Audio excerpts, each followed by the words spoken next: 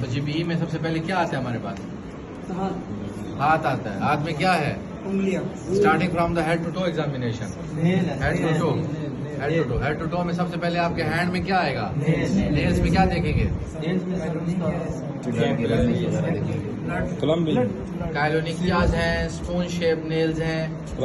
دوسرا ایک اور ہم نے ٹیسٹ بتایا تھا جو اس کو پریس کرتے ہیں. پریس کرنے کے بعد ہمارے پاس بلڈ آ جائے گا. اس کو کیا بولتے ہیں؟ کیپیلری ریفل ٹائم. ٹھیک ہے، کیپیلری ریفل ٹائم دیکھتے ہیں ہمارے کہ ہمارے کوئی بلڈ کیا نہیں ہے، اس ڈیفیشنسی تو نہیں ہے، انیمیا وغیرہ تو نہیں ہے. ٹھیک ہے، بلڈ پراپرلی آ رہا ہے نہیں آ رہا، تو اس کو کیا بولتے ہیں؟ کیپیلری ریفل ٹائم. 2 سیکنڈ کے اندر اندر آپ کا بلڈ جو ہے دوبارہ ریفل ہو جاتا ہے. دیکھیں اب یہ ہے نیل بیڈ. نیل بیڈ کو میں نے پریس کیا ہے، وائٹش ہو گیا ہے، میں نے چھوڑا 2 سیکنڈ کے اندر یہ ریڈ ہو گیا ہے. کیپیلری ریفل ٹائم نارمل ہے. ٹھیک ہے، اگر کوئی پیتھولوجی ہوگی ہمارے پاس، چیسٹ پیتھولوجی مینلی، تو ہمارے پاس جو نیل بیڈز ہیں، ہمارے جو فنگر ٹپس ہیں، یہاں اس کی پیتھولوجی ہمیں شو ہوتی ہے، جس میں ہمارے پاس سب سے پہلے کلبنگ ہے. What is clubbing? اینگل جو ہیں ختم ہو جاتے ہیں. آپ دیکھیں آپ کا یہ نیل اور یہ نیل جب آپ دونوں کو آپس میں ملاتے ہیں، درمیان میں دیکھیں رومبوئڈ اسٹرکچر بن رہا ہے. رومبوئڈ اسٹرکچر بن رہا ہے. جب رومبوئڈ اسٹرکچر بنے گا تو مطلب ہے کہ اٹس نارمل. دیکھیں بیچ میں سوراخ ہے، سب کا ہے، ادھر ہے، دیکھ لو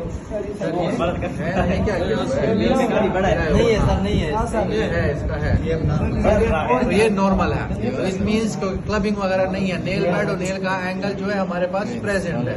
ٹھیک ہے، اس کے بعد آپ نیل، کائلونیکلیاز میں آپ کے جو برٹل نیلز ہیں، نیلز میں کسی قسم کی کوئی ڈیفیشنسی، کیلشیم ڈیفیشنسی کی وجہ سے آپ کے پاس وائٹ پیچز تو نہیں ہے.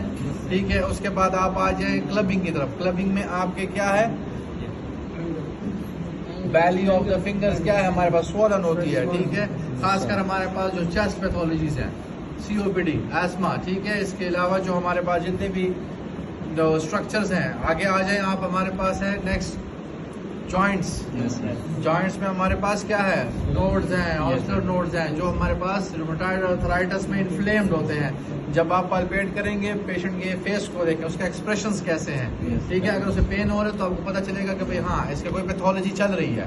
اس کے بعد نیکسٹ آپ آ جائیں جوائنٹس کے بعد کیا؟ اب اس میں آپ دیکھ لیں، اگر آپ ہائیڈریشن اسٹیٹس دیکھنا چاہتے ہیں تو آپ پریس کریں. اگر دیر سے جا رہا ہے تو اٹ مینس ڈی ہائیڈریشن ہے. اگر جلدی سے جا رہا ہے تو پھر اٹس نارمل. پامر ایکسپیکٹ پہ آ جائیں. پامر میں ہم کیا دیکھیں گے؟ تھینار اینڈ ہائپوتھینار. یہ تھینار مسل ہے آپ کا، یہ ہائپوتھینار ہے. یہ ہمارے پاس نارمل ہے، بلجنگ میں ہے نہیں ہے، ویسٹنگ آف مسلس تو نہیں ہے. ہم تھینار ہائپوتھینار اس لیے دیکھ رہے ہیں کہ ویسٹنگ آف مسل تو نہیں ہے. لائک کیا مطلب ویسٹنگ آف مسل؟ کہ مسل پریزنٹ ہے تو نہیں ہے، ویک ختم تو نہیں ہوں گے. اس کے بعد پامر کریزز دیکھ رہے ہیں آپ.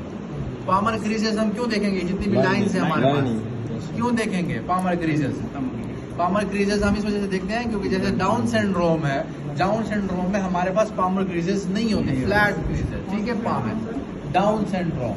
ٹھیک ہے، اس کے بعد آپ ریڈنس دیکھیں، اس میں بھی ہمیں آپ پتہ چل جائے گا.